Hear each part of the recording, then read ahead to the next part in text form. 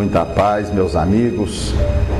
Eu quero agradecer o convite sempre tão afetuoso dos amigos aqui do Caminho da Luz e dizer da minha alegria em participar com vocês essa tarde, nessa troca de experiências, particularmente de um tema que tem gerado alguma controvérsia nos anos recentes. Mas eu acredito que nós já temos um embasamento doutrinário suficiente para podermos examinar esse tema de uma forma mais lúcida, mais racional e mais serena. Como a dinâmica do seminário ela deve permitir a interação, nós vamos fazer uma exposição de mais ou menos 1h e 10, depois há um intervalo e depois então a gente volta para vocês poderem participar, trazerem as suas experiências, as suas histórias e as suas dúvidas. A gente se vale de uma metáfora que me parece muito lúcida. Quando a gente compara a evolução, o processo de crescimento espiritual com o aprender a andar de bicicleta. Porque quando alguém quer aprender a andar de bicicleta, o que faz? Matricula-se num curso online, aprenda a andar de bicicleta em 5 lições? Não. Compre um manual que lhe fale sobre o tipo de freio, a dinâmica do guidão, como funciona a roda? Não. Quando alguém quer aprender a andar de bicicleta, só uma coisa lhe resta fazer: andar. Subir e cair. Subir e cair de novo. E cair e subir tantas vezes até que o cérebro automatize esse tipo de equilíbrio. Aí não se cai mais. Quando nós começamos a nossa história evolutiva, lá no início, nos oferecia uma bicicleta com 2 rodinhas. Nós éramos assistidos de perto pelos patronos da evolução terrestre. Avançamos um pouco, retiraram as rodinhas e nós continuamos com a outra. Hoje, a bicicleta que nos é oferecida não tem rodinhas. É cair, levantar e aprender. As experiências de gênero, masculino, feminino, são possibilidades de aprendermos alguma coisa, de vivermos experiências diferentes, com corpos com características diferentes. Então nós temos que enfocar tudo aquilo que se refere a gênero como sendo experiência de crescimento. Pedagogicamente, oportunidades de desenvolvermos em nós as faculdades inatas, mais atrofiadas, mais tímidas. A questão que talvez fica melhor definido esse assunto é a de número 202, no Livro dos Espíritos, quando Kardec perguntou o seguinte: quando errante, ou seja, quando no mundo espiritual, que prefere o espírito? Encarnar no corpo de um homem ou no corpo de uma mulher? A resposta dos espíritos: isso pouco lhe importa. O que o guia na escolha são as provas por que haja de passar. Essa palavra prova, no dicionário espírita, tem um sentido diferente de prova quando se usa na escola, no processo educativo. Habitualmente se usa a palavra prova como teste, verificação de conhecimento. Não é essa a ideia de prova no pensamento espírita, porque Deus não nos precisa testar, na medida que sabe das nossas potencialidades. Prova para nós espíritas é o mesmo que experiência, ensaio, viver algo para aprender alguma coisa. Emmanuel define prova no livro O Consolador, dizendo assim: é a luta que ensina ao espírito rebelde e preguiçoso a estrada do trabalho e da edificação pessoal. Prova é luta que ensina, experiência que faz crescer, dificuldade que faz brilhar dentro de nós a luz que nos identifica com o alto. Então tudo vai depender das provas, das experiências que aquele espírito, naquela fase evolutiva, precisa viver. É apenas isso que vai guiar-lhe a escolha. Vejamos um exemplo pegando 2 grandes espíritos que viveram na Índia no século passado. Um primeiro espírito decide reencarnar com a tarefa de auxiliar na libertação da Índia do jugo inglês. Ele iria assumir uma personalidade que iria exigir dele decisão, uma certa masculinidade. Nós estamos na Índia, no início do século XX, uma sociedade profundamente sexista, conservadora. Esse espírito, para desenvolver essa tarefa, deveria reunir alguns valores onde a masculinidade lhe seria talvez mais útil nessa tarefa. Ele então opta reencarnar no gênero masculino e assume a personalidade de Mahatma Gandhi, e nós conhecemos a sua história. Mais ou menos na mesma época, um outro espírito, talvez de igual condição evolutiva, decide também reencarnar para viver na Índia uma outra tarefa, uma tarefa na compaixão, na amorosidade, no cuidado. E ela analisa: o gênero masculino ou o feminino lhe serão mais apropriados para desenvolver a tarefa do cuidado, da compaixão? Provavelmente o gênero feminino. E esse espírito então reencarna na personalidade de Madre Teresa de Calcutá. Dois espíritos de igual condição evolutiva optaram por reencarnar em gêneros diferentes em função das tarefas, das experiências, das provas que iam vivenciar. O melhor texto que nós encontramos sobre experiências de gênero na obra espírita, a meu ver, está na Revista Espírita, é um texto escrito por Allan Kardec, em janeiro de 1866.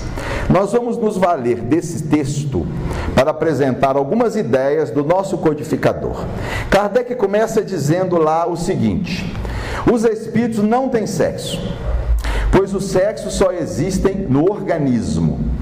Se encarnam nos diferentes sexos a fim de cumprir os deveres de cada uma dessas posições e delas suportar as provas. O espírito, então, ao ser criado, ele não tem polaridade sexual. O espírito não é criado um espírito macho e um espírito fêmea. Sob esse aspecto, são criados assexuados, sem polaridade. Eles vão assumir experiências em gêneros diferentes, como dito anteriormente, em função das experiências que precisa viver. Então ele vai se encarnar nos diferentes sexos para cumprir deveres, provas de cada um desses gêneros.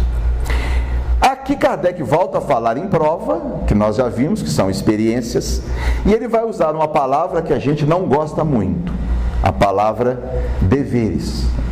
A gente gosta muito de direitos, né? Eu quero os meus direitos. Obrigação é para os outros, deveres é para os outros. O que será que Allan Kardec quer dizer com a palavra dever? Talvez a época fosse realmente dever como obrigações. Obrigações próprias das mulheres, obrigações próprias dos homens, embora isso hoje soe como um absurdo.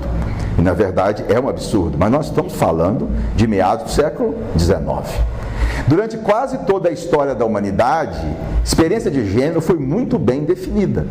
Competia ao homem o quê? Trabalhar fora, fazer sucesso, ganhar dinheiro, prover a família, entrar na política. Competia a mulher, cuidar da casa, abençoar os filhos, servir ao marido. Sempre foi assim. A coisa está mudando de muito pouco tempo para cá. Talvez 2 gerações.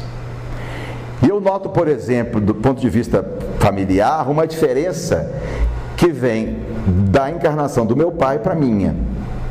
Pelo que a minha mãe conta, meu pai nunca entrou na cozinha para fazer coisa nenhuma.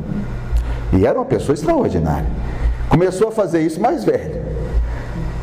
Ficou até chato depois, porque não deixava nada sujo na cozinha, ele tinha que lavar. Depois, mas antes não.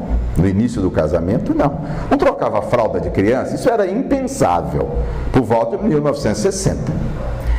Aí veio eu, né? As coisas já passaram a mudar. Eu tive 2 hérnias de disco trocando fralda de criança. E ai de mim se não arrumar a cozinha da janta. Mas nunca foi assim. Então, quando Kardec fala em deveres, talvez esteja se referindo a essas obrigações realmente que hoje estão perdendo o sentido. Mas nós ainda temos alguns deveres referentes a homem e mulher e esses não vão mudar, porque são de cunho biológico. Jamais um homem vai viver a experiência de gestar um filho e amamentá-lo. Jamais. Isso é um dever da mulher. Não há como subtrairmos essa função. Jamais uma mulher vai fazer um exame de próstata. Jamais.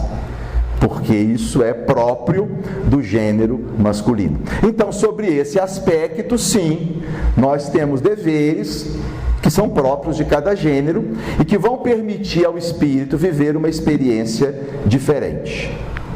Se os gêneros oferecem ao espírito oportunidades de viver experiências diferentes, é porque homem e mulher são diferentes. Embora as feministas digam que não, eu brigo com elas, gente, não é não? É só olhar. A diferença salta aos olhos. Ah, mas tem que ter as mesmas oportunidades. Isso é outra história. Isso é outra história. Tem que ter as mesmas oportunidades, os mesmos direitos, igualdade perante a sociedade, perante a família. Isso é outra história. Mas igual não são de jeito nenhum. São muito diferentes. Não apenas do ponto de vista ectoscópio, fenotípico da aparência, mas também do ponto de vista do funcionamento do cérebro, da própria psicologia. Há uma psicologia masculina, sem dúvida. O homem pensa de maneira diferente da mulher, tem funções psíquicas diferentes. Há uma psicologia da mulher própria. A mulher pensa, sente, raciocina, tem intuições diferentes do homem. A gente sabe, por exemplo, que a mulher tem um olfato muito mais desenvolvido do que o homem. A mulher tem uma audição, eu vejo lá em casa, minha mulher percebe cheiros que eu estou longe de perceber. E ela me caracteriza o cheiro, diz onde está vindo, eu vou lá e não sinto. Os homens são melhores em pontaria. Não sei se as mulheres já perceberam que dificuldade para acertar o buraco. As mulheres são mais jeitosas. Os homens se saem melhor em testes que avaliam a habilidade espacial, localização de objeto, achar um local, exceto eu, né? Me perco todas as vezes que venho aqui, inclusive hoje. Mas os homens tendem a ter uma habilidade espacial melhor. As mulheres se saem melhor em testes de linguagem. Os homens têm um aperto de mão mais forte. As mulheres fixam mais o olhar quando ouvem, as mulheres sorriem mais, os homens são mais violentos, pensam mais em sexo. Isso são diferenças psíquicas bem nítidas. Qual a causa dessas diferenças?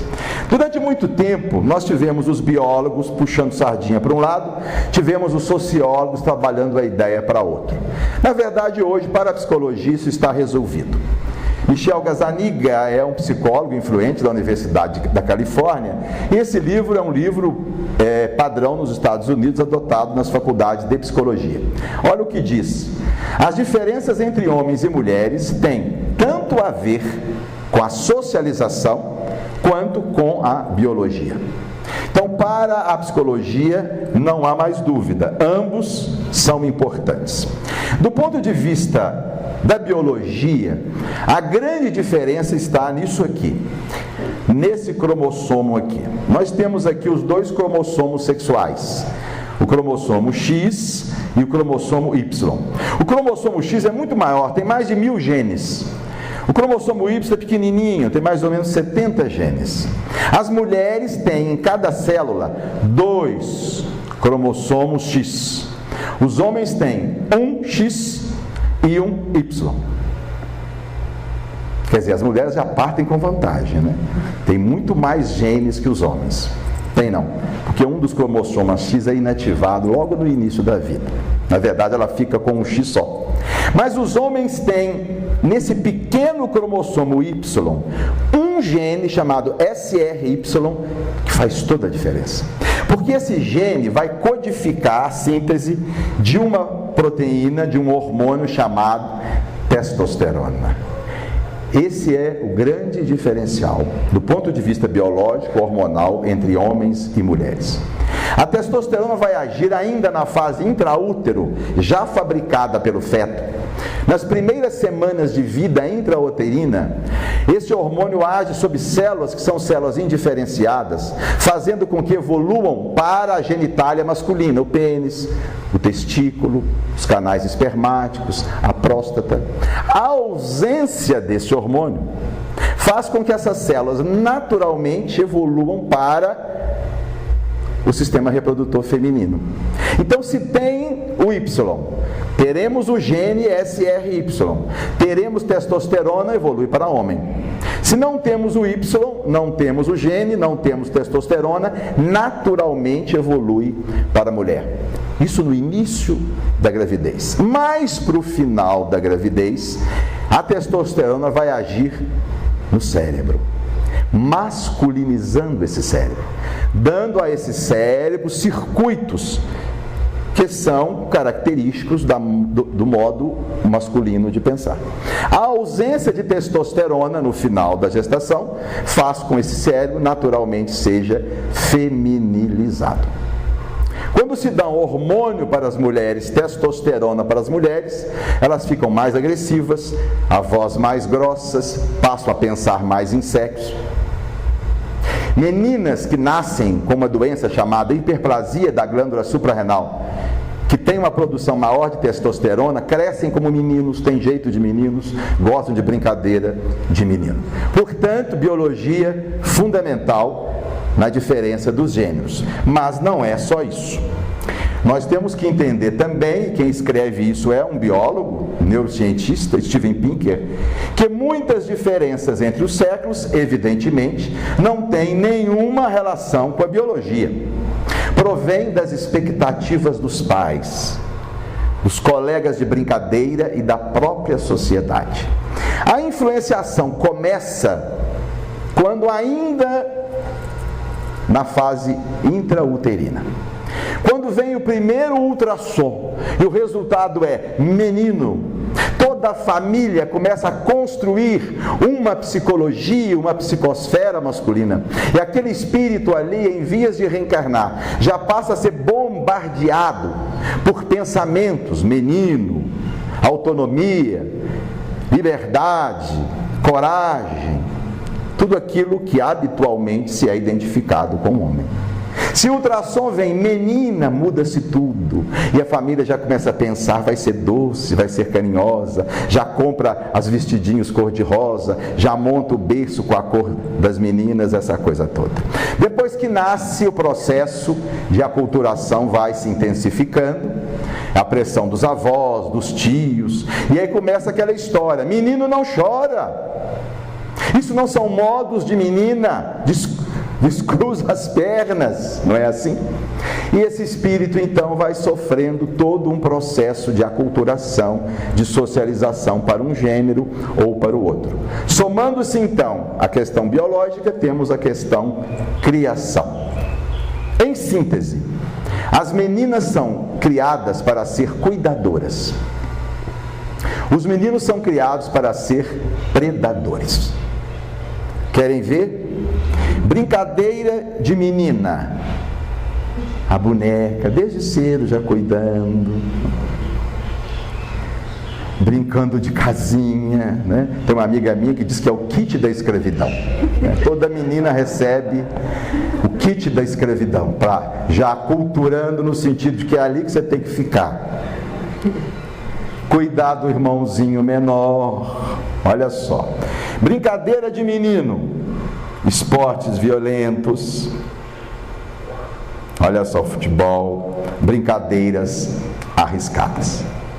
Mas voltando ao texto de Allan Kardec, vamos avançar. O espírito encarnado, sofrendo a influência do organismo, seu caráter se modifica segundo as circunstâncias. Essa influência não se apaga imediatamente depois da destruição do envoltório material. Então o espírito é assexuado, não tem polaridade sexual, opta por um gênero ou outro para viver a experiência. Quando encarna num gênero, ele passa a sofrer a influência física, social daquele gênero. É o que Kardec está dizendo. O espírito encarnado sofre a influência do contexto onde ele está.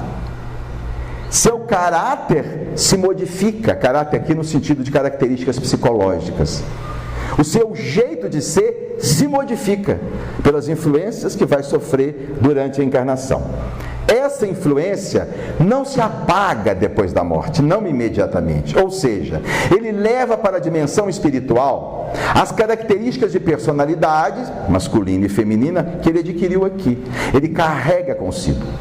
Isso aqui explica não apenas a questão de gênero, mas uma série de coisas que nós espíritas identificamos na literatura, particularmente de André Luiz: espírito com fome, espírito com sede, espírito com sono, espírito com dor física. Não faz sentido espírito ter fome, pois afinal de contas ele é espírito.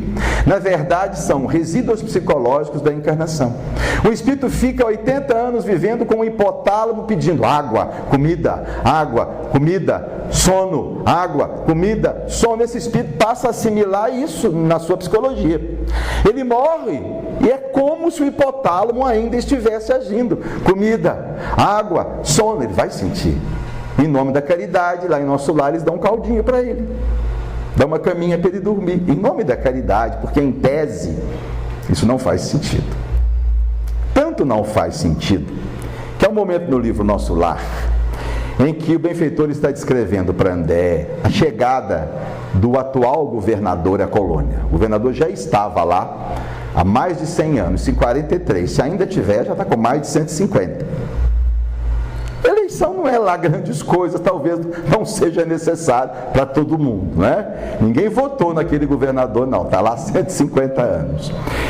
Mas houve um momento que comia-se carne em Nosso Lar, quando da chegada do governador. Está lá no livro Nosso Lar. E esse governador resolveu mudar o hábito da colônia. Espera lá, um caldinho tudo bem, uma sopa tudo bem, mas carne...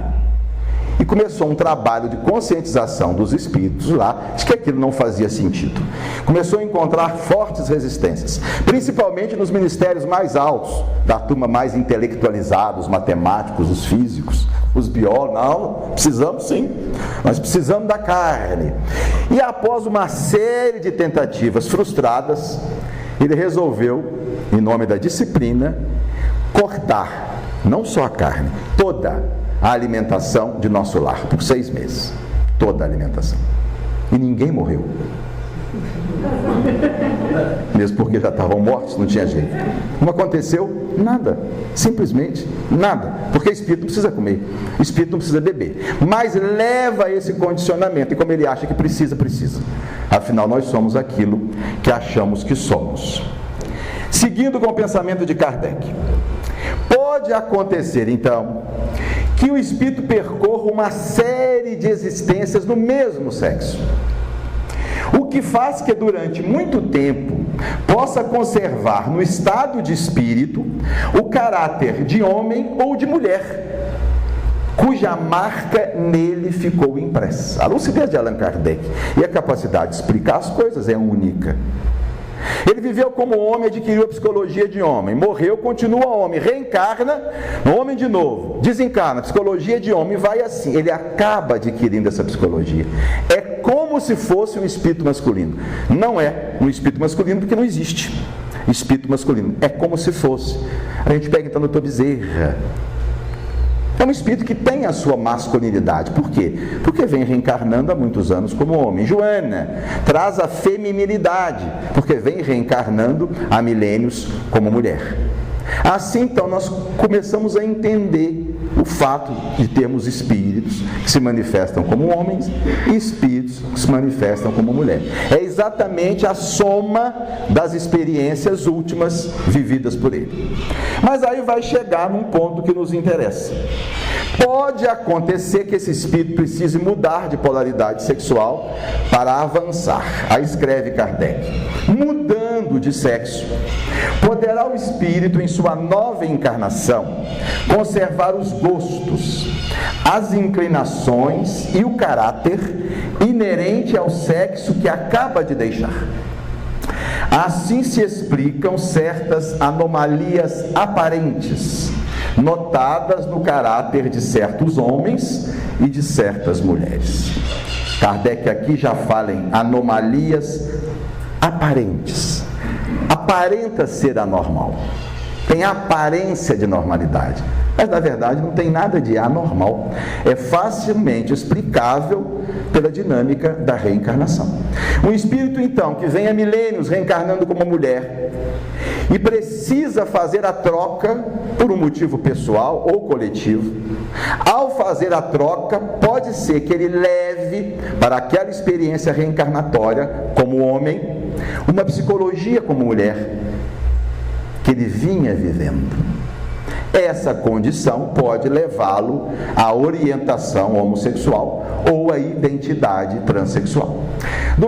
Da mesma forma, um espírito que vem vivenciando como homem há milênios vai fazer a virada, partir para a reencarnação em experiências femininas.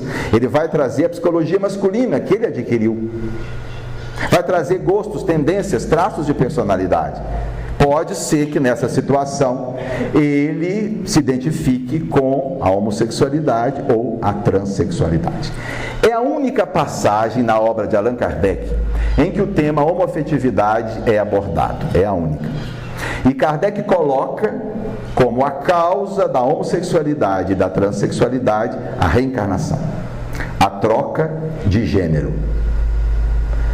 Essa é a ideia também dos autores que se comunicam através de Chico, é também a proposta dos autores que se comunicam através de Edivaldo e de autores encarnados como Hernani Guimarães Andrade, Jorge Andréa e Ian Stevenson, que foi o maior estudioso de reencarnação do mundo. Ele tinha mais de 1000 casos de indivíduos que se lembraram da última encarnação. Muitos desses foram feitos estudos que comprovaram as descrições. Quando ele esteve no Brasil, em 1989,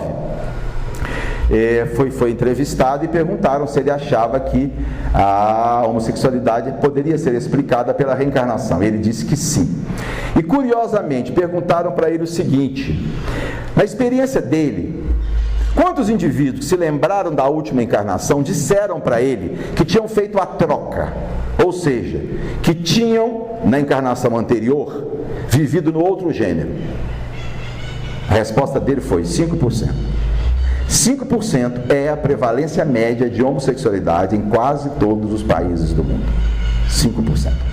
Então nós temos que entender que a homossexualidade e a transexualidade são sim experiências de virada de alguns espíritos que precisam viver em função de experiências novas, de tarefas específicas, ou casos existem que são levados a isso por purgação expiatória.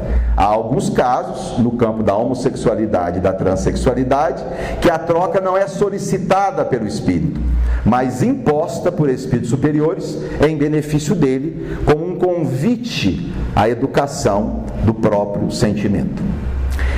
Mas sobre esse aspecto, há duas questões importantes da gente examinar. A primeira foi apresentada por esse biólogo americano, o professor Alfred Kinsey. Kinsey, nos anos 40, 50, resolveu estudar a sexualidade humana e passou a entrevistar milhares de norte-americanos. Foi o primeiro grande estudo sobre a sexualidade humana. O professor Kinsey observou algo muito estranho. Olhem só. Ele notou o seguinte: 4% dos homens e 2% das mulheres se consideraram homossexuais, se diziam na entrevista. No entanto, 37% dos homens e 13% das mulheres relataram experiências homossexuais. Ora, mas só 2% das mulheres se dizem homo, mas 13% delas tiveram uma experiência homossexual. 13% dos homens, excluindo esses 37 aqui, 13% dos homens tiveram reação erótica diante de outros homens, sem manter experiência homossexual. Muito estranho. Só 4% dos homens dizem que são homossexuais, mas 37 tiveram experiências homossexuais e 13 não tiveram essas experiências, mas sentiram-se atraídos por homens em algum momento. Isso fez com que o professor Kinsey apresentasse uma ideia de orientação sexual diferente. Uma proposta de que heterossexualidade e homossexualidade não fossem coisas absolutas, cristalizadas, e que houvesse um contínuo, um espectro, onde nós teríamos formas especiais ou diferentes de orientação. Ele imaginou então um grau 0, que seria o heterossexual exclusivo. Esse indivíduo é hétero mesmo, jamais sentirá-se envolvido por outro indivíduo do mesmo gênero. No outro espectro, cá no número 6, o Kinsey colocou o homossexual exclusivo. Esse indivíduo só se sente atraído por pessoas do mesmo sexo. Jamais vai tentar nada com alguém do sexo oposto. Mas entre esses dois extremos, ele colocou toda uma gama de possibilidades, de alguns que tendem a hétero, mas eventualmente viveriam uma experiência homo, até o grau 3, que seria o chamado bissexual, que viveria tanto experiências homo quanto hétero igualmente. A psicologia hoje tende a aceitar essa proposta, porque é a que melhor explica casos práticos que todos os dias nós estamos vendo. Mulher casada com 3 filhos, separa do marido e vai viver uma experiência com outra mulher, 10, 15, 20 anos, e se diz muito feliz. Homens que foram casados durante algum tempo, tiveram filhos, terminam o casamento e partem para uma relação homoafetiva. Esses exemplos mostram que realmente a coisa não é tão fechada, tão cristalizada como se pensava. Embora existam, é claro, casos em que a coisa está muito bem definida. O que é que nós espíritas podemos pensar a respeito disso? Nós temos alguma informação da espiritualidade que nos leve a uma identificação com a proposta do professor Kinsey? Eu penso que sim. Olhem só o que Emmanuel escreveu no capítulo 21 do Vida e Sexo. Através de milênios e milênios, o espírito passa por fileira imensa de reencarnações, ora em posição de feminilidade, ora em condições de masculinidade, o que sedimenta o fenômeno da bissexualidade, mais ou menos pronunciado em quase todas as criaturas. Então, espíritos mais velhos, que já tiveram experiências em ambos os gêneros, podem sim ter, do ponto de vista psíquico, uma possibilidade de viver uma ou outra experiência dependendo do contexto reencarnatório em que ele está. Um outro aspecto também que me parece muito importante a respeito disso é o que se refere à questão biológica da troca de sexo. Hoje, as neurociências estão identificando a causa da homossexualidade em alterações no cérebro. Aquela ideia de que o homossexual era fruto de uma educação equivocada, de uma sociedade fragilizada, de um pai fraco, de uma mãe poderosa, todas essas ideias estão absolutamente superadas. Os estudos mostraram, até o presente momento, que não há nenhum fator social, familiar, educacional que induza alguém a este ou aquele gênero, a esta ou aquela orientação. Eu sintetizei aqui o pensamento do Michael Gazzaniga, porque esse livro é muito recente, de 2017. Olha o que ele fala. As evidências de que os processos biológicos desempenham algum papel na orientação sexual são consistentes. A melhor evidência disponível sugere que a exposição à testosterona no ambiente pré-natal pode desempenhar algum papel na orientação sexual. Os estudos têm encaminhado para isso. O homossexual, ele já nasce com essa tendência. Isso está definido na sua própria biologia, no seu cérebro. A explicação parece ter a ver com a testosterona. Vamos lembrar o que nós falamos. No comecinho da gravidez, a presença da testosterona faz com que o feto evolua para a masculinidade. No final da gravidez, a testosterona vai masculinizar o cérebro. Na mulher, a ausência dela evolui para feminino. A ausência dela no final feminiliza o cérebro. Vamos imaginar uma situação em que não haja testosterona no início, mas ela apareça no final da gravidez. Ou que haja testosterona no início da gravidez, mas ela desapareça no final. O que é que nós vamos ter? Nós vamos ter uma morfologia diferente de uma psicologia. Então imaginemos uma situação de um feto masculino, XY. Tem testosterona, evolui para masculino. Por um motivo não conhecido, no final da gestação, quando a testosterona deveria estar presente para masculinizar o cérebro, ela não está presente. Esse cérebro então vai ser feminilizado. Nós teremos a forma masculina e a cabeça feminina, ou o contrário. Isso é hoje o que a ciência pensa.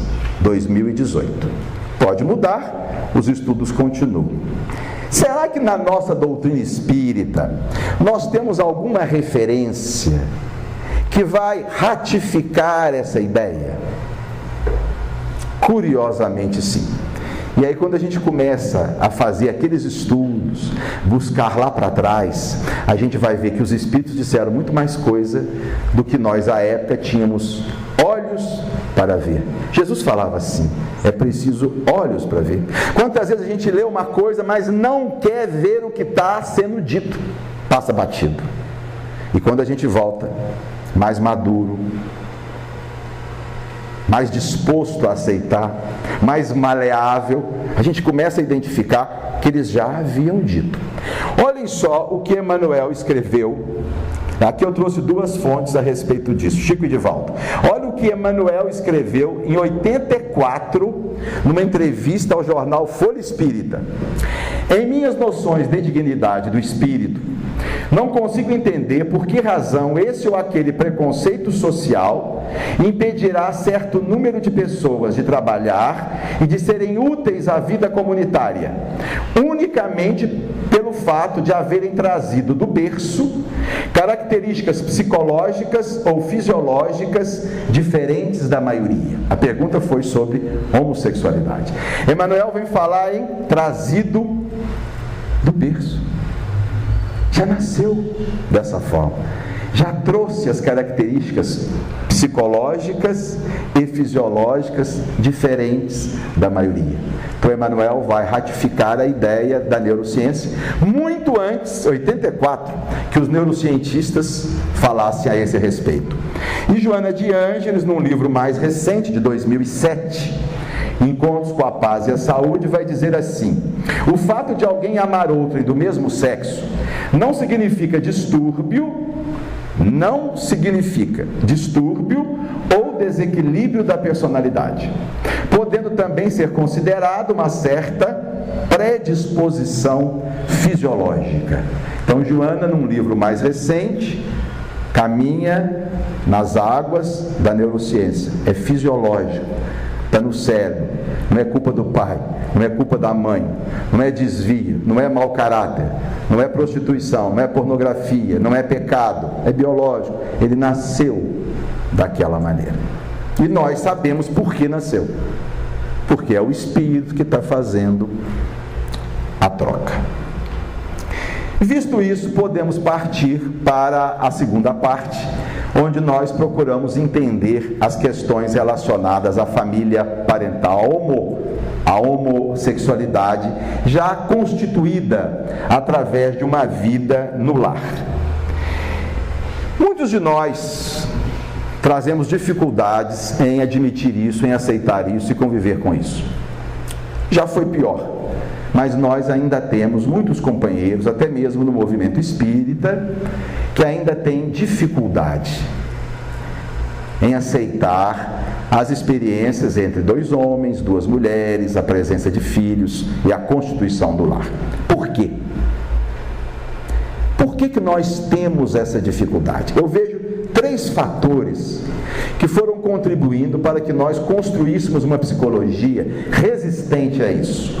A primeira, a resistência das religiões cristãs tradicionais. O Espiritismo tem uma origem judaico-cristã. A tradição judaico-cristã é uma tradição de resistência à homoafetividade. A gente vê isso no movimento católico. Embora o Papa Francisco tenha tentado minorar as consequências dessa ação, não conseguiu muita coisa. Entre os evangélicos, isso é público e notório. A reação é homofóbica, é evidente. Por que eles pensam assim? Provavelmente em função dos textos bíblicos, em que se sustenta a teologia cristã. Se nós pegarmos no Velho Testamento, lá em Levítico, a gente lê assim: homem que se deitar com outro homem merece a morte. No Novo Testamento, Paulo nadou nas águas do Velho Testamento, teve uma formação farisaica, pais muito tradicionais. Paulo, em algumas epístolas, Romana e outras, vai caminhar no mesmo sentido. Paulo dizia assim: homem que se deitar com outro homem e mulher que se deitar com outra mulher não verão a Deus. Paulo, portanto, tinha uma posição radicalmente contrária às experiências homossexuais. Esses ditos acompanharam todos os grandes teólogos da igreja. Isso foi muito forte no cristianismo. Tão forte que no século XIII, um dos maiores intelectuais da igreja, Tomás de Aquino, que virou santo, chegou a escrever o seguinte: olhem só, a homossexualidade é um crime mais grave que o estupro. Porque o estupro, dizia ele, é um crime contra os homens. A homossexualidade é um crime contra Deus. E a gente queria saber de onde ele tirou isso, que só pode ser da cabeça dele. Notem como a coisa é forte, como a coisa veio forte. E aí a gente começa a entender a postura homofóbica das religiões tradicionais.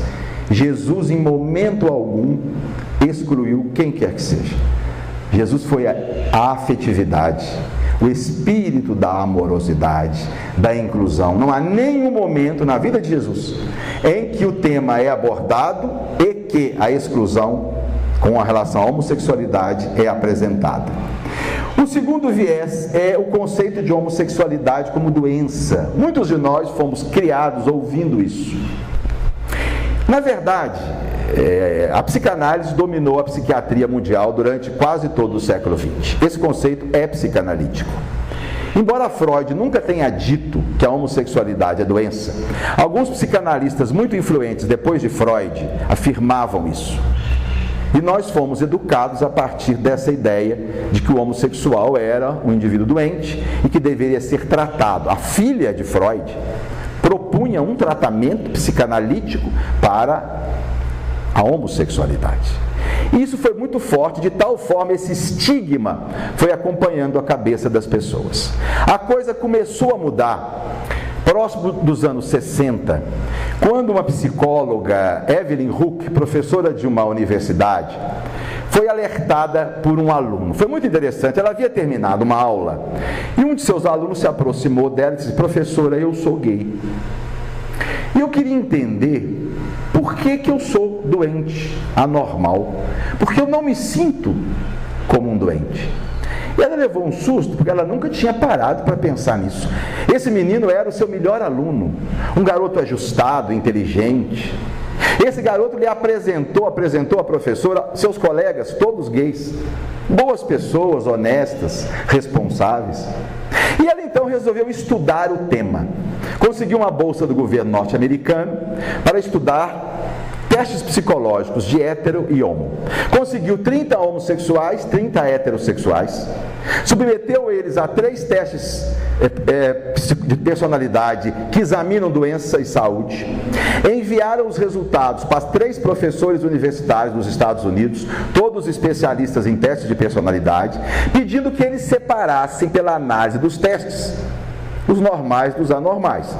Bom, se a homossexualidade é uma doença, pela análise dos testes, eles saberiam definir os homo e os hétero. Eles não conseguiram. Esses estudos foram apresentados à Sociedade de Psiquiatria Norte-Americana, outros estudos se seguiram. Em 1973, a homossexualidade foi retirada do DSM, o Manual de Doenças Mentais dos norte-americanos. 2 anos depois, em 75, a Sociedade Americana de Psicologia também retirou e proibiu o tratamento gay. 10 anos depois, no Brasil, a Sociedade Brasileira de Psicologia seguiu o mesmo caminho. Em 1990, a Organização Mundial de Saúde, reunida, retirou do CID, Código Internacional de Doença, a homossexualidade. E agora, há poucos meses, a Organização Mundial de Saúde retirou também do CID a transexualidade. Para a ciência hoje, homossexualidade e transexualidade são variações normais da sexualidade humana. Mas nós trouxemos essa ideia, nós construímos uma psicologia.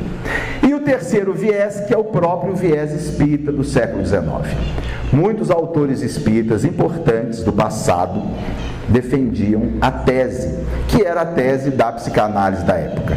Herculano Pires, num livro escrito em 1972, chamado Mediunidade, coloca que a homossexualidade é desvios de caráter, erros de criação ou obsessão. Uma coisa totalmente da cabeça do Herculano, com todo respeito, da cabeça dele. Jorge André, que foi um autor extraordinário, devemos muito ao Jorge André, do ponto de vista da construção do pensamento espírita, mas ele era psiquiatra, identificado com a psiquiatria da época, chegou a escrever que a homossexualidade é uma doença e que o tratamento seria a abstenção sexual. Eu acredito que todos esses fatores foram fazendo com que a gente fosse adquirindo um pensamento, que hoje a gente está começando a mudar, voltando aos autores espíritas do passado. Quando a gente pega então, por exemplo, a opinião do Divaldo, isso está no YouTube 2014, tem 4 anos que o Divaldo disse isso. Ser homossexual, amar alguém do mesmo sexo é um fenômeno perfeitamente normal. O conúbio físico com essa pessoa é uma opção pessoal. Não consideramos tal conduta como de natureza reprochada. Então, Divaldo vem de encontro às ideias espíritas do passado, trazendo para nós uma outra maneira de pensar. Não tem nada de anormal, é perfeitamente compreensível à luz da reencarnação. Viver uma experiência homossexual depende do indivíduo. E Chico, muito antes disso, lá em 1971, no programa Pinga Fogo, já dizia o seguinte: tanto quanto acontece com a maioria que desfruta de uma sexualidade dita normal, aqueles que são portadores de sentimentos de homossexualidade ou bissexualidade são dignos do nosso maior respeito. E acreditamos que o comportamento sexual da humanidade sofrerá no futuro revisões muito grandes. Chico era um profeta, ele disse isso em 1971. No futuro, o comportamento sexual da humanidade sofrerá revisões muito grandes.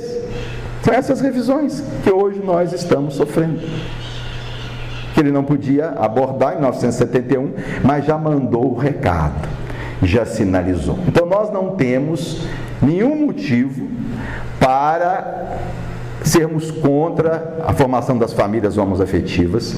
O que se pede ao homossexual na sua vivência é o mesmo que se pede a um heterossexual: uma vida ética, consideração pelo outro, respeito ao seu corpo, ao corpo do outro. Os valores éticos são os mesmos, seja para o hétero como para o homossexual. Agora, eu gosto aqui que o Chico usa a palavra respeito. Ele não usa a palavra tolerância, porque essa palavra tolerância é perigosa. A palavra tolerância, para muitos de nós, evoca uma bondade que nós não possuímos, como se nós estivéssemos muito bons em tolerar, ou seja, aguentar. Ou evoca uma atitude de superioridade e arrogância.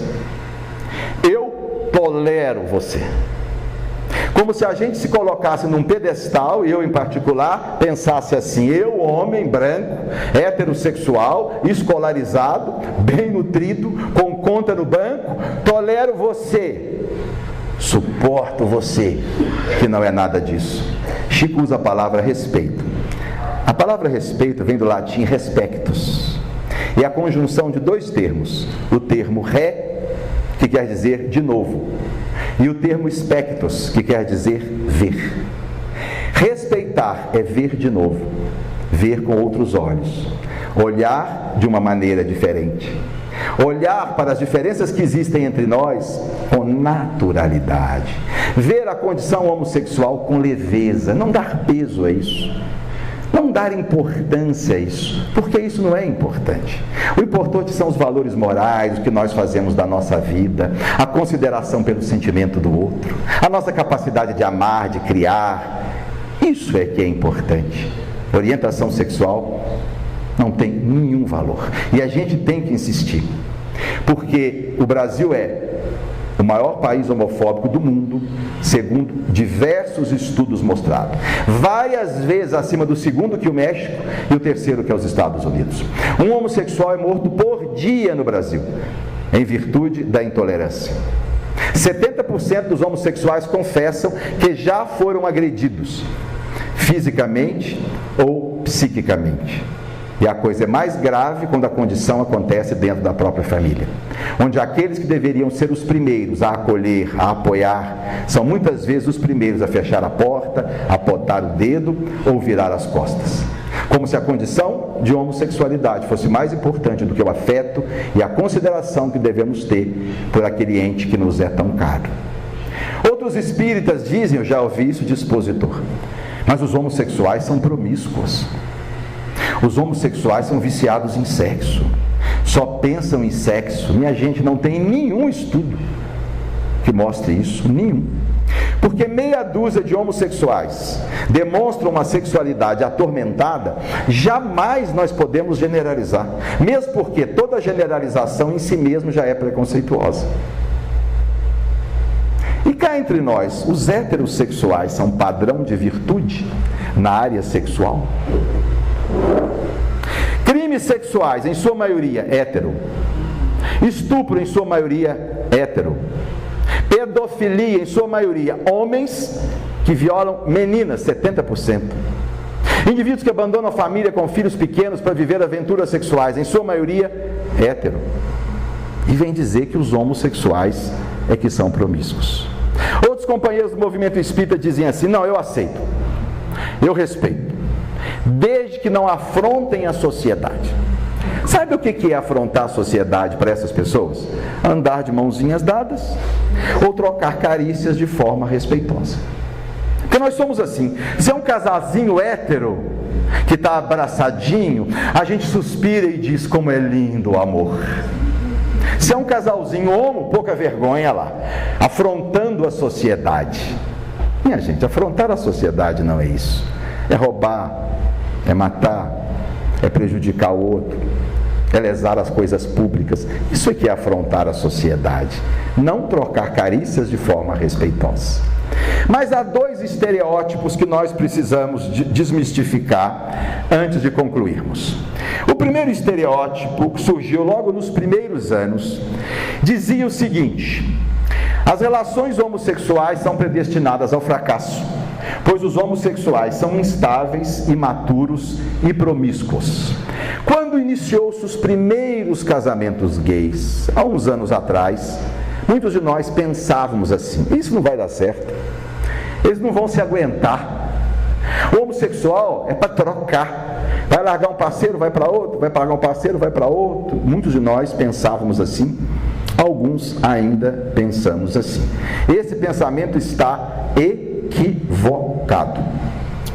Segundo essa autora, Marina Castaneda, que é uma psicóloga mexicana, pesquisa realizada na América do Norte em maio de 2005, com 752 casais gays, revelou que a grande maioria dos casais era de longa duração. 74% deles estavam juntos há mais de 5 anos. É verdade que o casamento homossexual tem uma durabilidade menor. O casamento entre duas mulheres dura em média 4, 5, 6 anos. O casamento entre dois homens dura em média 7, 8 anos. O casamento hétero dura em torno de 12 a 15 anos. Mas as explicações não são de cunho pessoal, são sociológicas. Porque o casamento hétero tem elementos de fusão, elementos de aglutinação, de manutenção do casamento, que não existe na relação homo. Por exemplo, filhos. A grande maioria dos casais hétero tem filhos. Quantos indivíduos nunca terminaram um casamento pelos filhos? Muitos. No casamento homo, raramente há filhos, então não há esse elemento de aglutinação. Outra questão, a pressão da família. Num casamento hétero, todo mundo fica contra a separação. Dá mais uma chance, tenta mais um pouquinho. No casamento homo, eles ficam doidos para separar e largar aquilo. A questão do preconceito social, hoje menos, mas uma mulher divorciada era um problema. Quantas mulheres aguentaram um casamento até o fim para não ter o estigma da divorciada? Um casamento homossexual, isso não existe. Esse estigma da separação não existe. Então a menor durabilidade do casamento homo se deve a questões sociológicas e não de cunho pessoal. Só para ilustrar o caso de Caroline e Venera, que estão casadas há 70 anos. Se conheceram jovens numa festa em Nova York, começaram a namorar, decidiram viver juntas. Os vizinhos achavam que elas eram irmãs, só os íntimos sabiam que ela vivia uma relação afetiva que dura há 70 anos, respeitosa, uma relação monogâmica respeitosa. Dor e John, juntos há 61 anos. Se conheceram na mocidade, o John era professor de música, Dor foi estudar música com ele, começaram a namorar, passaram a viver juntos e estão juntos há 61 anos, numa relação monogâmica respeitável. Um segundo estereótipo é com relação à filiação entre casais gays. Dizia-se o seguinte: os homossexuais jamais serão bons pais. Seus filhos terão graves transtornos de conduta e psíquicos. Não vai dar certo. Uma criança criada por duas mães, educada por dois pais, vai pirar e vai ser um adulto com sérios problemas psiquiátricos. Isso é o que muitos de nós pensávamos. Eles adotaram as crianças, alguns tiveram filhos biológicos, passou-se o tempo e a Sociedade Americana de Pediatria, no seu jornal oficial em 2002, escreveu: um corpo crescente de estudos científicos demonstram que as crianças que crescem com um ou dois pais gays, ou uma ou duas mães lésbicas, têm um desempenho emocional, cognitivo, social e sexual equivalente ao de crianças cujos pais são heterossexuais. Ou seja, os filhos dos casamentos gays não se tornaram adultos problemáticos, conforme muitos de nós acreditávamos. Para concluir uma experiência brasileira, Carlos Eduardo e Osmir, juntos há quase 30 anos, adotaram 4 irmãos. Essas crianças viviam num orfanato, em Recife, os pais em condição de miséria moral, colocados para a adoção, e eles conseguiram, na justiça, adotar os 4. O mais velho, Felipe, achou aquilo muito estranho no começo.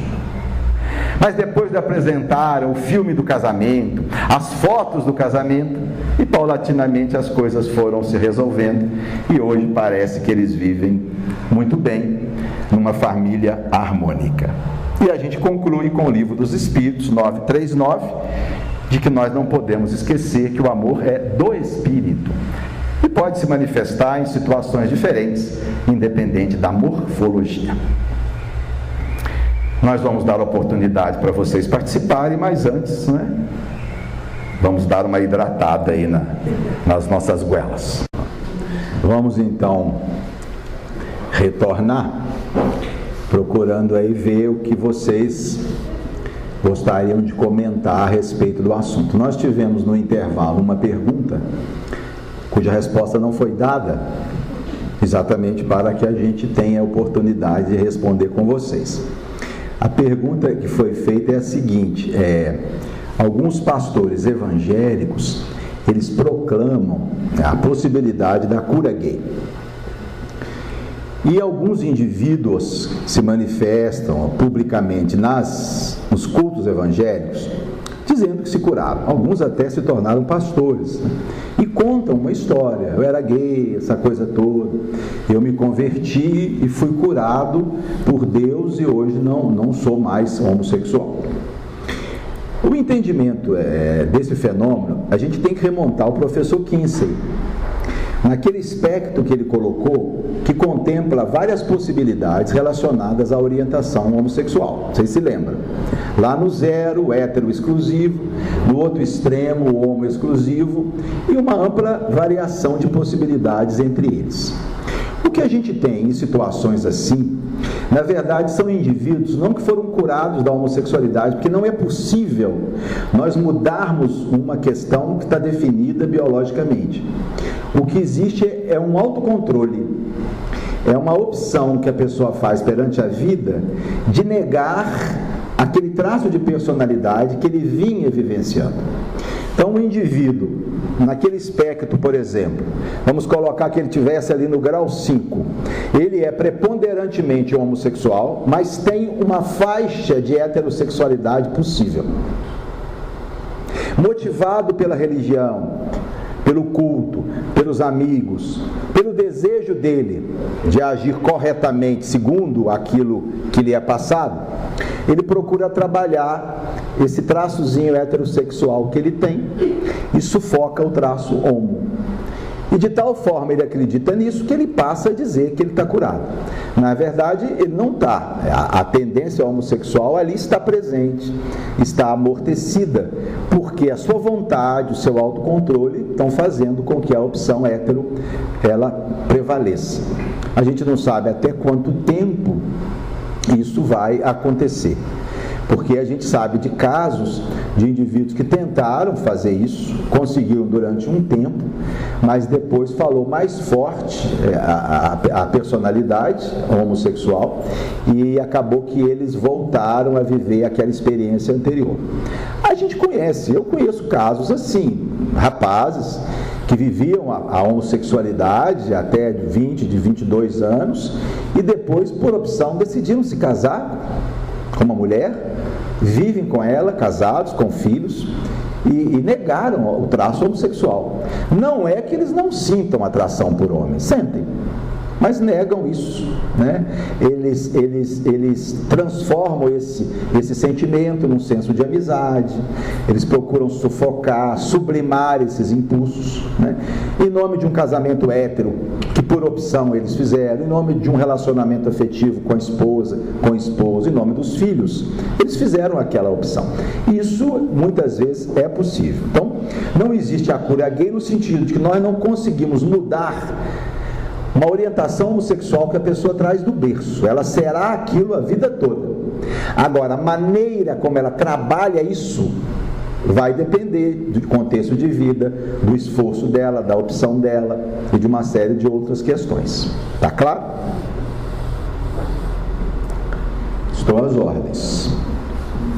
Pois não? Nesse exemplo específico, aí sim seria antinatural negar a própria homossexualidade. Não é verdade? Sim, ele estaria negando algo que é muito forte dentro dele.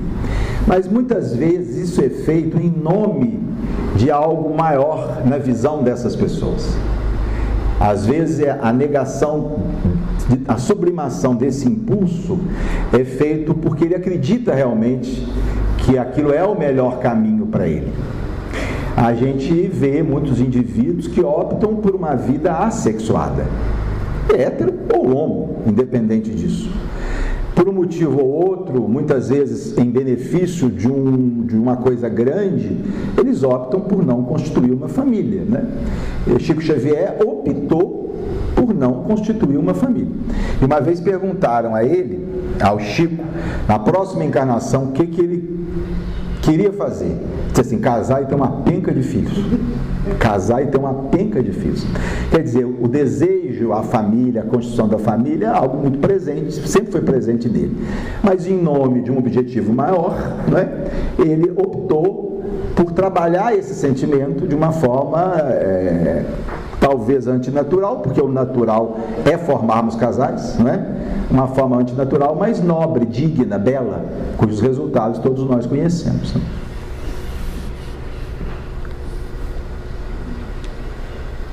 Parece um pouco fora do tema de hoje. Você estava falando do nosso lar, que eles comiam carne. Como é possível comer carne Se lá é o mundo espiritual, não tem carne lá, não tem corpo de carne. Como que você entende isso? A gente não tem nenhuma informação da literatura espírita a respeito disso, não é? Eu imagino que deveriam ser elementos proteicos que se assemelhassem à carne, fabricado em determinados laboratórios. A gente não tem a soja e faz bife de soja, quibe de soja. É possível que nos laboratórios da colônia espiritual Nosso Lar e outras colônias, eles tivessem modo de trabalhar esses fluidos, dando a ele uma consistência, um sabor, uma textura da carne, sem que seja efetivamente uma carne animal. Eu não sei se é isso, mas eu imagino que talvez seja isso. Mas de qualquer forma, evocava naqueles espíritos a alimentação carnívora. Mesmo não sendo, evocava. Eu imagino que o governador queria que eles se libertassem psiquicamente desse condicionamento, em prol deles mesmos, do benefício deles mesmos. Talvez seja. Pois não? Mas em relação à questão das cirurgias, né, de mudança de sexo, a doutrina já traz alguma coisa, os estudos já trazem alguma coisa em relação à questão perispiritual, né? De quando acontece essa cirurgia, qual a condição, né, do espírito retornando ao mundo espiritual, a condição de perispírito dele? Isso é uma lesão, o perispírito dele? Não é? Tem alguma coisa já?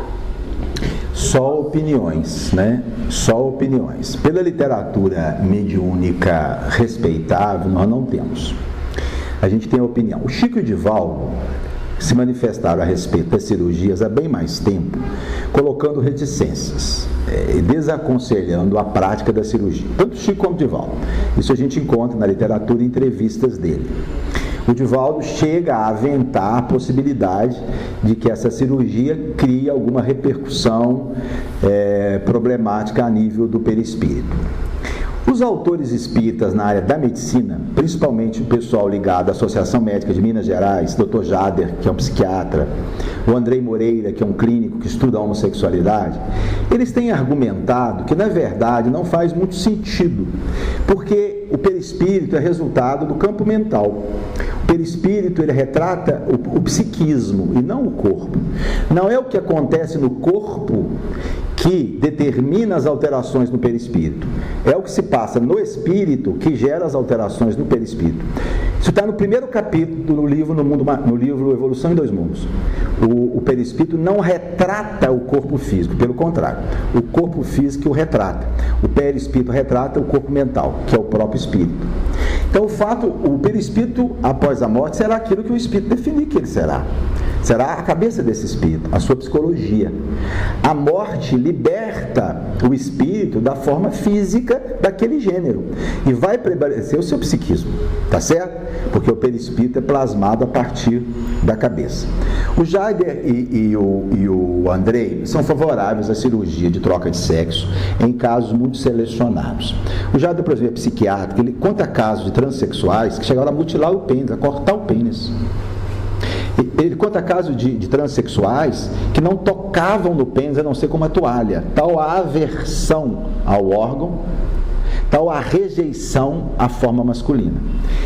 E tratou muitos indivíduos com essa condição. E ele então acha que esses casos específicos, a cirurgia seria mais indicado. Havia um receio no início do arrependimento depois, né? Se fizesse a cirurgia, o indivíduo viesse a arrepender e tal. Eu tenho um trabalho recente publicado por um grupo do norte da Europa, de 30 homens que fizeram a cirurgia de troca de sexo. Nenhum se arrependeu. Por quê? Porque a coisa não é tão simples assim. Antes de fazer a cirurgia, a pessoa tem que tomar hormônio, se vestir como tal e passar a viver aquela realidade. Tem que submeter uma terapia por 2 anos. Tem que ter mais de 21 anos. Então, são muitas questões que são examinadas antes da cirurgia. Quando a cirurgia é feita, já houve todo um processo de elaboração, que o endócrino avaliou, o sexologista avaliou, o terapeuta avaliou, o psiquiatra avaliou.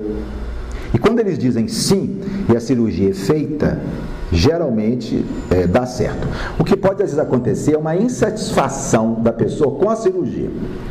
Ele esperava um resultado melhor, mas arrependimento não. Então o que a gente pode dizer é o seguinte: não há uma questão fechada a esse respeito da cirurgia no movimento espírita. Eu acredito que é um tema em aberto, a gente não temos uma posição doutrinária, temos opiniões diferentes. Emmanuel, em 1984, naquela entrevista que eu citei, quando abordaram sobre a cirurgia de sexo, deu a resposta que é a melhor de todas. Ele disse assim: é uma questão de foro íntimo. Quando Emmanuel diz que é uma questão de foro íntimo, ele está dizendo que é uma opção da pessoa.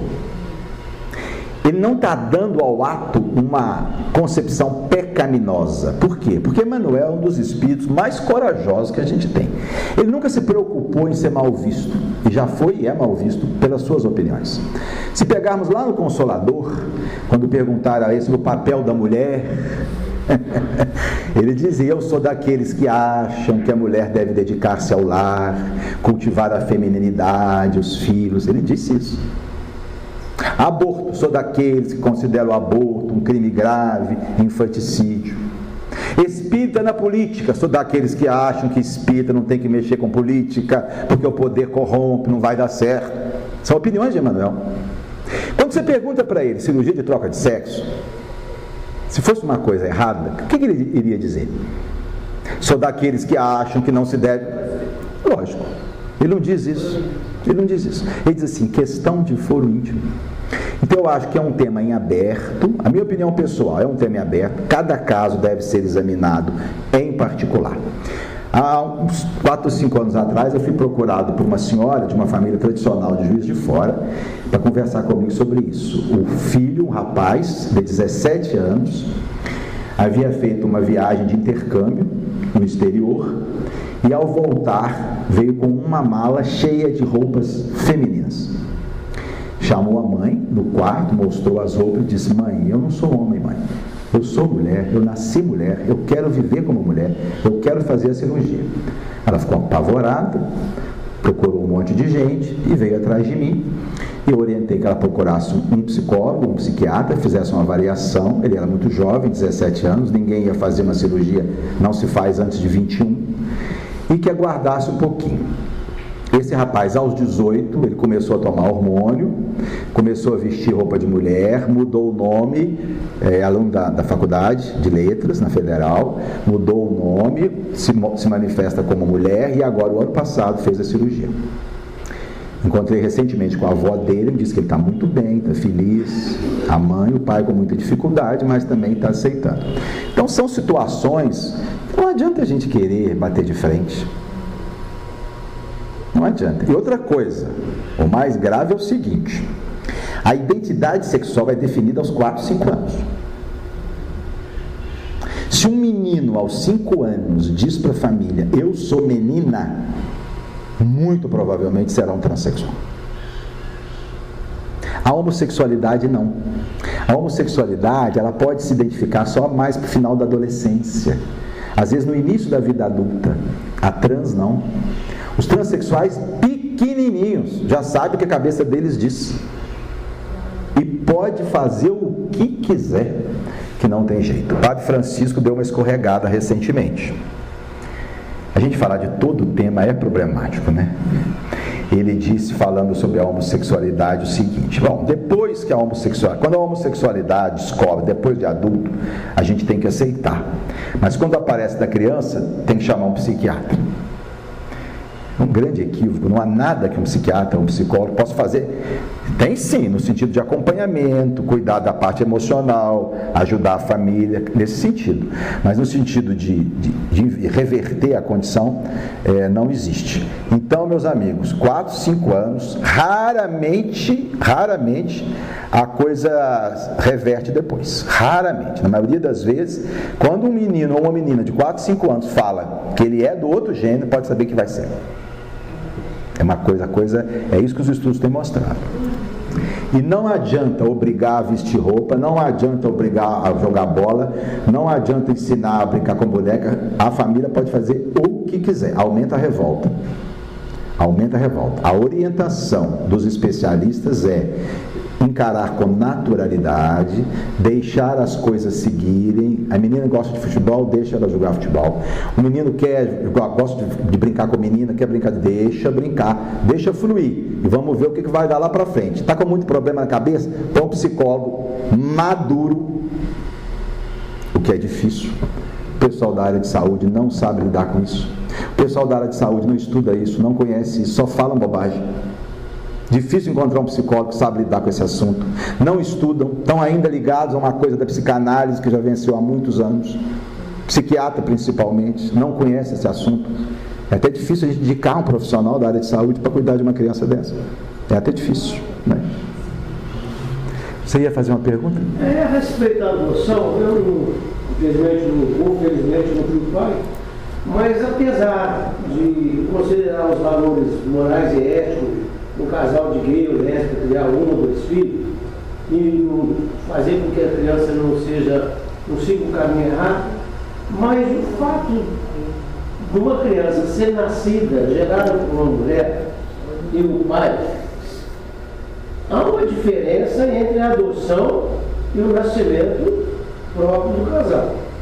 Por mais que o casal homossexual crie a criança, não faltaria nada em relação, porque sempre considerou que uma criança sem um pai ou sem uma mãe não teria uma criação completa, mesmo que não dê errado. Excelente pergunta. É uma família diferente. A gente não pode negar as diferenças. É uma criança criada por 2 mulheres, uma criança criada por 2 homens, é um contexto diferente. Mas o fato de ser diferente não implica necessariamente numa lesão psíquica dessa criança ou um saque emotivo dessa criança. O fato de ser diferente não implica necessariamente a lesão. Porque os estudos mostraram. Então, apesar de ser diferente, a coisa tende a dar certo. Quantas crianças, filhos de pais divorciados? Quantas crianças criadas pelos avós? Quantas crianças criadas pela mãe que nunca conheceram o pai e que se tornaram homens de bem? Não se tornaram?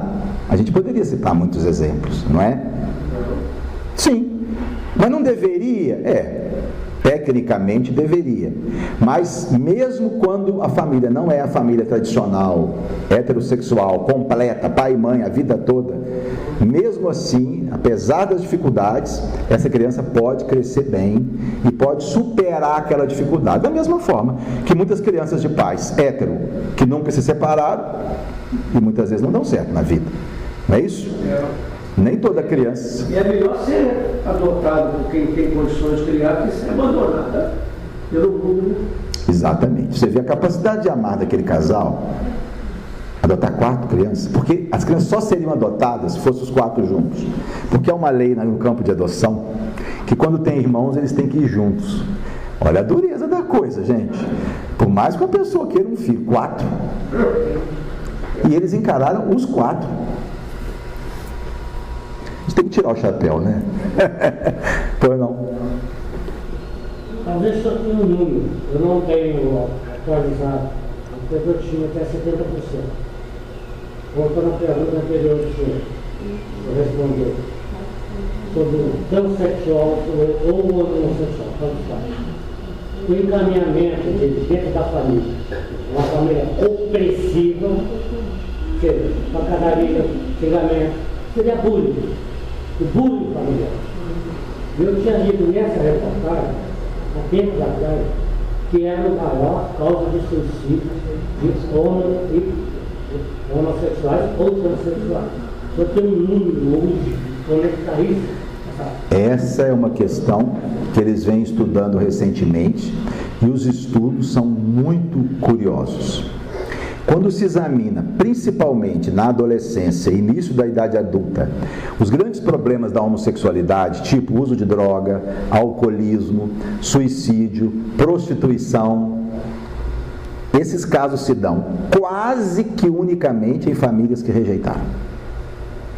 É extremamente raro que uma família que acolheu o homossexual veja um caso de suicídio. É extremamente raro.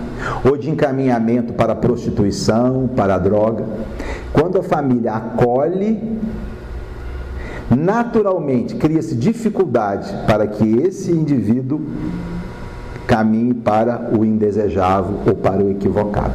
São dados muito recentes, extremamente raros. Nós tivemos um caso de uma criança recentemente que se matou, que a mídia divulgou, não sei se vocês acompanharam. É um garotinho de 8 anos, ele disse para a mãe que era gay e que ia dizer para os colegas porque ele achava que não tinha nenhum problema. A mãe o abraçou, disse: meu filho, não tem problema nenhum, nós vamos nos amar e tal. Ele foi para a escola, disse, e depois apareceu morto, ele havia se matado, e a irmã contou que os coleguinhas o ridicularizaram, os coleguinhas disseram: se fosse comigo eu me matava e tal. Uma situação excepcional, mas também numa criança, né? Uma criança muito pequena. Mas quando se dá na adolescência, início da idade adulta, o acolhimento é o maior fator preventivo contra os problemas da homossexualidade. Porque é muito engraçado, a gente aponta o dedo, a gente condena, a gente discrimina, mas não analisa a história. Vocês imaginem um jovem de 18, 16, 15, 14 anos que se identifica como transexual. Qual a primeira coisa que vai acontecer na escola? Rejeição, anedotário, bullying. Muitos abandonam a escola porque não conseguem conviver. Aí vão trabalhar. Quem vai empregar um transexual? Não consegue emprego. Mas ele precisa viver.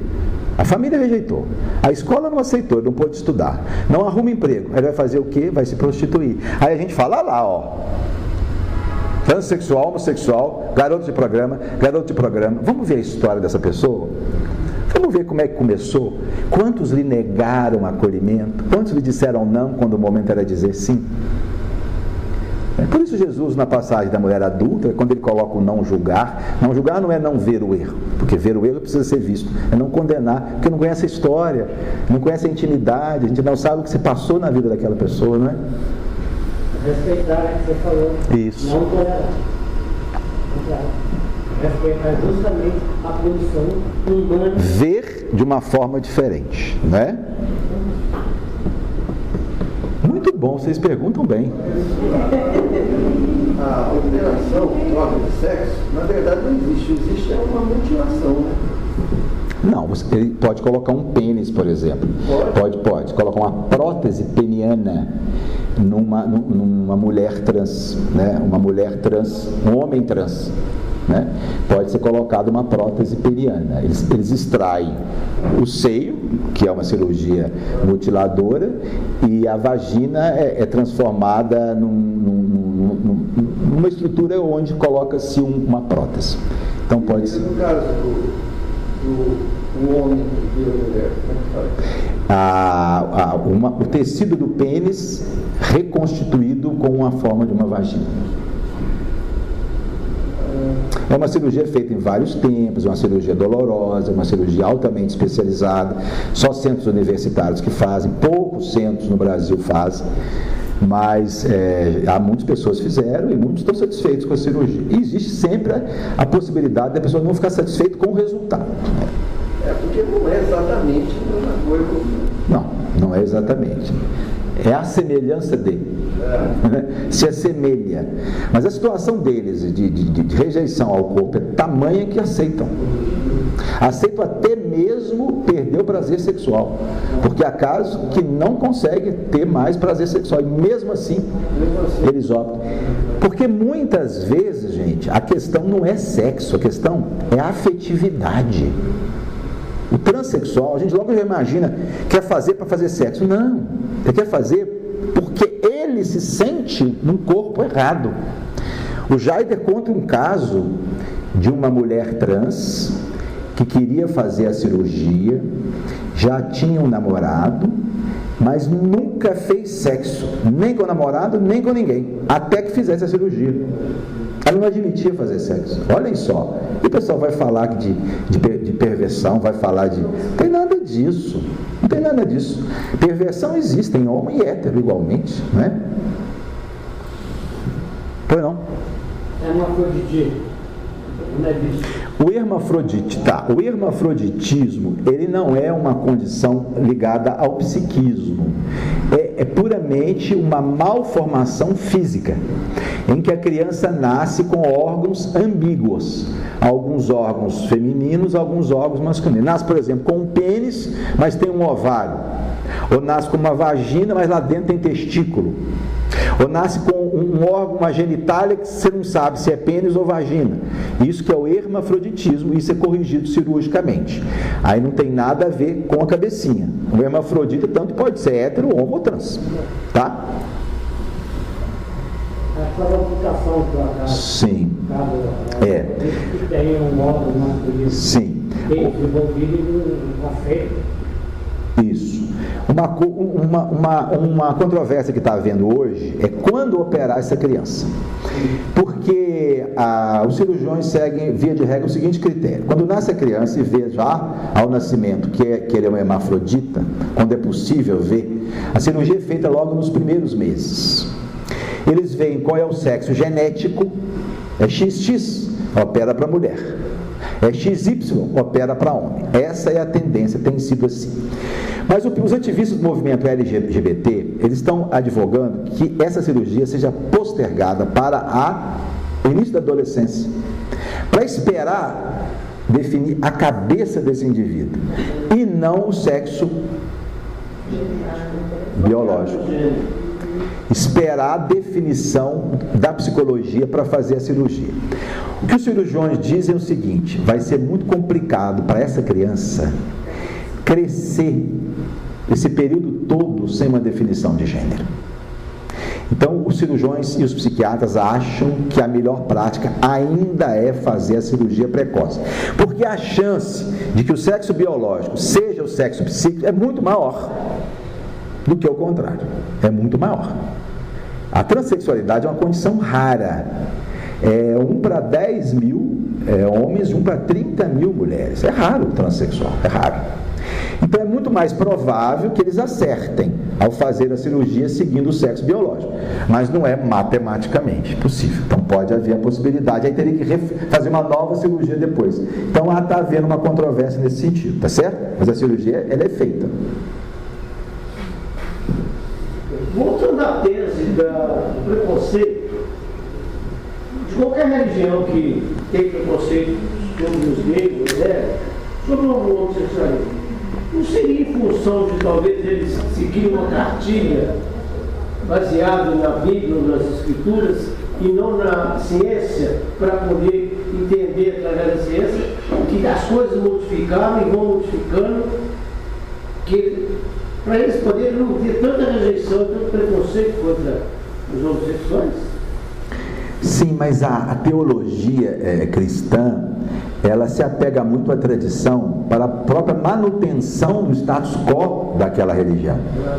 Se eles começam a mudar, na cabeça deles, se eles começam a mudar os princípios teológicos na medida que a ciência se modifica, eles acreditam perder a credibilidade e pulverizar a própria doutrina deles. Por isso Allan Kardec disse para nós o quê?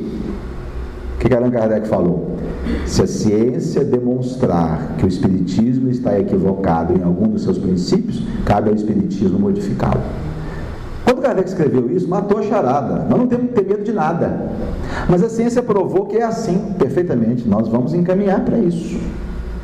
Eles não têm essa visão que a doutrina espírita tem. Então eles se apegam a princípios teológicos, doutrinários, estipulados na formação, no início da formação do cristianismo, e não querem abrir mão disso com medo de serem desmoralizados. Embora alguns setores, por exemplo, da Igreja Católica já abriram a questão da evolução, por exemplo, não é? E Deus fez o homem e a mulher, tem essa história toda. Nasceu há 4.000 anos antes de Cristo, tal, o primeiro homem, veio Noé, o dilúvio. Hoje os teólogos religiosos do catolicismo já não acreditam mais nisso. Houve uma mudança dos cânones, tá certo? Porque o evolucionismo desmoralizou essa tese católica. Pode ser que daqui a alguns anos a neurociência definindo a questão, eles tenham também que se modificar, ou então ficam desmoralizados. Mas a dificuldade deles é essa, tá certo? Pois não? Você explicou bem a parte do motivo, né, do início, de como que esses indivíduos eles se percebem homossexuais e quais as consequências que isso pode apresentar ao longo da vida. Eu queria saber se existe algum esclarecimento ou alguma indicação a partir do Espiritismo sobre a consequência da próxima vida. Se tem alguma consequência no sentido assim, se eu fui homossexual nessa vida, na próxima eu tenho mais chance de vir como mulher? Quando a gente examina a situação sob a ótica de uma troca de gênero por uma questão de necessidade de desenvolver habilidades, a gente imagina que uma encarnação só naquele gênero é muito pouco. E que provavelmente esse espírito vai continuar vivendo naquele gênero por um bom tempo. O que pode acontecer é que, com o passar do tempo, essa homossexualidade vai se diluindo. De uma homossexualidade que era exclusiva, lá na tabela do professor Kinsen, ela aos poucos vai deixando de ser exclusiva, na medida que ele passa a se identificar com aquela nova situação hormonal, com aquele cérebro. Mas a gente imagina que aquele gênero vai ficar por um bom tempo, até que ele esgote as suas possibilidades de crescimento e volte a reencarnar no outro. Quando ela é expiatória, eu acredito que tudo vai depender da maneira como o indivíduo vivencia aquela encarnação. Se ele vivencia com resignação, com serenidade, sem se comprometer eticamente, pode ser que ele se liberte daquela situação e retorne à experiência anterior. Se ele, vivendo uma homossexualidade expiatória, continua se comprometendo, destruindo lares, viciando o seu psiquismo na área do sexo, é possível que continue mais um pouco, porque essa experiência ela é pedagógica, ela é educativa. Eu acho que tudo vai muito da forma como a pessoa lida com a sua homossexualidade. Lá no Evangelho segundo o Espiritismo, Kardec fala que a ausência de resignação esteriliza o sofrimento, torna o sofrimento inútil, tem que recomeçar. Então, se é uma homossexualidade expiatória, não foi bem vivida, ela vai ter que continuar. Mas tem casos que não. Eu fiz esse estudo recentemente no Dom Pedro e tinham 2 transexuais na plateia. Primeira vez foram no centro espírita. Primeira vez. Aí no final elas vieram conversar comigo. Aí uma delas me fez a seguinte pergunta: como eu sei se a minha transexualidade ela é expiatória? Ela usou a palavra expiatória, prestou atenção na aula, Se a minha homossexualidade é expiatória ou é apenas uma experiência que eu preciso viver? E a ideia que me veio na hora foi de perguntar para ela: como você se sente assim? Você é uma pessoa revoltada, crítica, agride os outros, agride a si mesmo? Eu disse: não, eu encaro isso muito bem. Disse assim: então eu penso então, ou é uma experiência reencarnatória, ou se for expiatória, você está vencendo, e talvez na próxima possa voltar ao gênero anterior.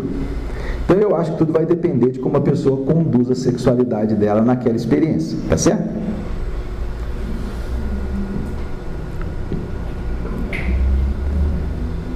Pois não? É pouca gente, mas são perguntadores, Estou gostando demais. Não é uma provocação, é uma constatação. Os espíritos dizem de Kardec que todos nós, sem exceção, passaremos todas as experiências sociais possíveis. Então, essa questão de preconceito foi derrubada desde o princípio, não? Deveria. Sabe qual é o problema? Nós, espíritos reencarnados na Terra, nós vivemos mais de 100.000 anos no Paleolítico. O Paleolítico foi um período da nossa história que nós éramos nômades, formávamos tribos de 30 pessoas e vivíamos fugindo, procurando local, saindo, enfrentando as outras tribos. Nós desenvolvemos, nesse período, uma reação psicológica que eles chamam de tribalismo. Nós somos espíritos tribais. O que é isso? É o nosso grupo. Mais de 200 mil anos nós vivemos assim. O outro grupo tinha que ser odiado por nós, concorda? Porque o nosso grupo era a nossa defesa. 200 mil anos nós vivemos assim. Nós já deixamos o Paleolítico há 10 mil anos, mas a nossa cabeça ainda não se libertou disso. Por isso a gente tem preconceito de cor, preconceito de religião, preconceito de família. Por isso é a minha família, é o meu time de futebol, é o meu partido político, é a minha cor de pele, é o meu gênero, percebe? Isso é muito forte ainda na gente, essa questão tribal, do meu grupo, do meu time. Então, a homofobia, como qualquer forma de preconceito, de intolerância, é manifestação ainda de um psiquismo tribal. Nós ainda não conseguimos nos libertar disso. Vamos vencer. Por isso eu peço muito para os jovenzinhos que me procuram, os homossexuais, que estão começando a falar para a família, e nota na família um certo entristecimento. Eu digo a eles, tenha paciência com seus pais. Tenha carinho com eles. Não é simples isso. Eles vão viver o luto da sua heterossexualidade. Isso vai ser devagar. Não deixe de ser você, mas entenda a situação deles. Com o tempo, as coisas vão melhorando e depois de alguns anos, muitas vezes, felizmente, o clima é resolvido. Mas essa dificuldade que muitos de nós temos vem desse período, tá certo? Desse psiquismo que nós fomos criando. O diferente não serve, o diferente coloca risco para a nossa vida. Porque nós tínhamos que pensar assim, senão nós não iríamos sobreviver. Na verdade, menos pergunta, mais comentário. Assisti a um TED há um tempo atrás. Conhece TED? É um vídeo da internet que as pessoas vão voluntariamente falar sobre um determinado assunto. Ou se afeta a si próprio, ou então eles têm experiência com o assunto. E é uma enfermeira trabalhando no hospital de recuperação de dependentes químicos e muitas vezes começaram a receber homossexuais e trans. Eu achei interessante que ela separou as duas coisas. Não quer dizer que toda pessoa trans seja homossexual.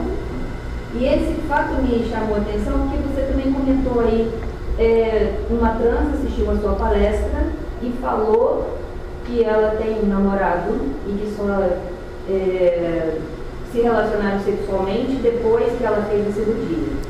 Essa relação é uma relação hétero. É isso que ela chamou a atenção. Então não quer dizer que trans você associa com homossexualidade. Sim. Eu achei esse aspecto interessante e ela foi um pouco mais além. Como psicóloga, ela teve de tratar de várias pessoas trans que vieram para essa clínica com dependência química por não suportar a pressão, o preconceito e até mesmo junto com os especialistas em saúde que tratavam essas pessoas de maneira diferente. Então ela estava dizendo que a sociedade só vai reduzir o preconceito no dia que perceber que sexo é biológico, ele está entre as pernas, e gênero está entre as orelhas, porque está na cabeça. Né? Então eu acho muito bom, muito bom. A palestra foi muito interessante, eu acho que reforça de uma certa maneira esse Sim, sim. Muito bom. Quero agradecer imensamente vocês, adorei essa tarde, vocês são ótimos. A gente fica motivado quando vê uma turma assim tão interessada, né? Tamanho não é documento, não é? Muita paz, minha gente, um abraço a todos, viu?